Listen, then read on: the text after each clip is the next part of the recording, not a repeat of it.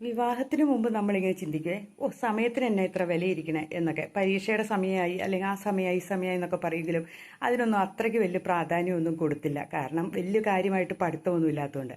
എന്നാൽ വിവാഹശേഷം നമുക്ക് സമയത്തിൻ്റെ ഒരു പ്രാധാന്യം മനസ്സിലായി. എങ്ങനെയാണെന്നറിയാവോ? നമ്മുടെ കാര്യങ്ങൾ കേൾക്കാൻ നമ്മുടെ ഭർത്താവ് നമ്മുടെ അടുത്തില്ലാതെ വരുമ്പോൾ ആ ഒരു ദുഃഖം നമ്മൾ അനുഭവിക്കാൻ തുടങ്ങി.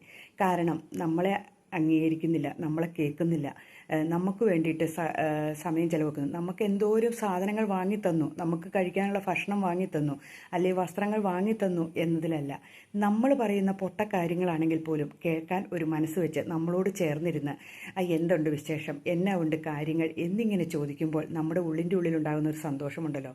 പ്രത്യേകിച്ച് സ്ത്രീകൾക്ക് അതാണ് ആവശ്യം. അല്ലാതെ എത്രയോ ആഭരണങ്ങൾ വാങ്ങിത്തന്നോ വസ്ത്രങ്ങൾ വാങ്ങിത്തന്നോ അത് ഒരു നിമിഷത്തേക്ക് മാത്രമേ ആ സന്തോഷം നിലനിൽക്കുകയുള്ളൂ. അപ്പോൾ നമ്മൾ എപ്പോഴും ചിന്തിക്കുക, നമുക്ക് വേണ്ടിയിട്ട് ഒരു സമയം കണ്ടെത്താൻ, അത് ആണാണേലും പെണ്ണാണേലും ശ്രമിക്കുക. ആ സമയത്ത് നമ്മുടെ ഇഷ്ടങ്ങളും ആഗ്രഹങ്ങളും ഒക്കെ പറയുക. എന്നിട്ട് കുറച്ച് നേരം ഒരു 10 മിനിറ്റെങ്കിൽ 10 മിനിറ്റ് നേരം അവരെ ഒന്ന് ചേർത്ത് ഫോണൊക്കെ ഒന്ന് മാറ്റിവെച്ച് ഇരുന്ന് നോക്കിക്കേ. ആ കുടുംബജീവിതത്തിലേക്ക് സന്തോഷം കടന്നു വരും നമുക്ക് കാണാൻ പറ്റും.